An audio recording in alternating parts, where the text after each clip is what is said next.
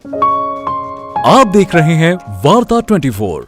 Bharatiya Janata party ने अपने चाणक्य अमित शाह और बैकबोन नरेंद्र मोदी के साथ पिछले 5 वर्षों में विभिन्न संगठनों के साथ मिलकर 16 राज्यों में सरकार बनाई। राजनीतिक लिहाज से इन 5 वर्षों में भारतीय जनता पार्टी का प्रदर्शन ठीक ठाक ही रहा था, लेकिन इतने कम प्रदर्शन के दम पर भी 16 राज्यों में सरकार बना लेना अपने आप में एक बड़ी कहानी है। ये सब कुछ संभव हुआ है भारतीय जनता पार्टी के चाणक्य अमित शाह और बैकबोन नरेंद्र मोदी की बदौलत। आज हम आपको बताएंगे कि 2018 से लेकर अब तक कितने राज्यों में चुनाव हुए और भारतीय जनता पार्टी को कब कब बहुमत प्राप्त हुआ। सबसे पहले बात करते हैं वर्ष 2018 की, जब छत्तीसगढ़, कर्नाटक, मिजोरम, राजस्थान, तेलंगाना में चुनाव हुआ, जिनमें यहां भारतीय जनता पार्टी सिर्फ 2 राज्यों में सरकार बना पाई। 2019 के आंकड़ों की बात करें तो आंध्र प्रदेश, अरुणाचल प्रदेश, हरियाणा, झारखंड, महाराष्ट्र, ओडिशा और सिक्किम में चुनाव हुए, जिनमें भारतीय जनता पार्टी ने जोड़ तोड़कर 3 राज्यों में सरकार बनाई। 2020 में दिल्ली और बिहार चुनाव का दौर चला, लेकिन इनमें भारतीय जनता पार्टी बिहार में ही सरकार बनाने में कामयाब हुई। वहां नीतीश कुमार के साथ मिलकर भाजपा ने सरकार बनाई थी। 2021 में 5 राज्यों के चुनाव हुए थे, जिनमें असम, केरल, पौंडुचेरी, तमिलनाडु और पश्चिम बंगाल शामिल हैं। यहाँ कहीं भी भारतीय जनता पार्टी को बहुमत नहीं मिला। बावजूद इसके हैरत की बात यह है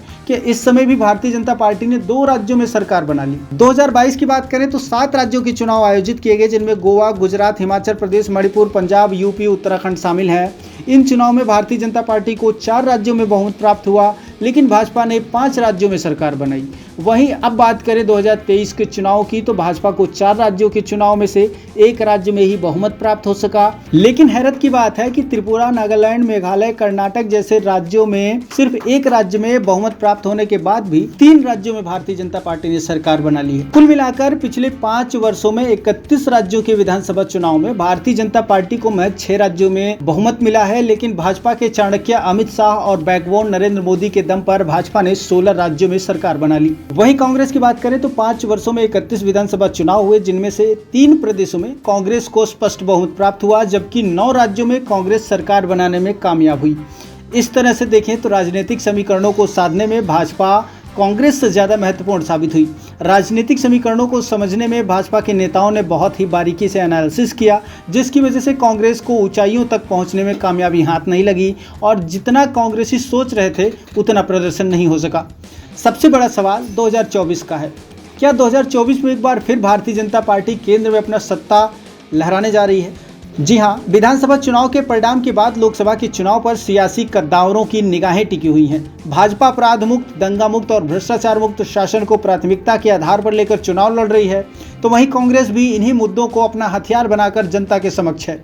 हिंदुत्व के झंडे को बुलंद कर भारतीय जनता पार्टी खुद के शासन को मजबूती तरह से पेश कर रही है, जिसका परिणाम ये रहा कि भारतीय जनता पार्टी के समक्ष विपक्ष को महागठबंधन बनाने की जरूरत आन पड़ी।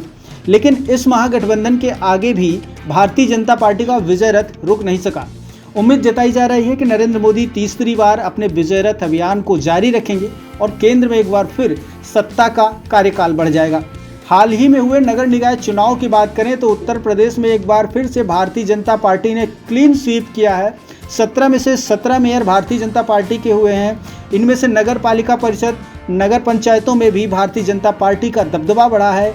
कुल मिलाकर देखा जाए तो आने वाले समय में नरेंद्र मोदी और योगी की जुगलबंदी के साथ भाजपा के चाणक्य अमित शाह की जो तिकड़ी है, ये भारतीय जनता पार्टी को एक बार फिर से 2024 में केंद्र में सत्तारूढ़ कराएगी और आम जनता की उम्मीदों पर खरा उतरेगी। ब्यूरो रिपोर्ट, वार्ता 24, नई दिल्ली।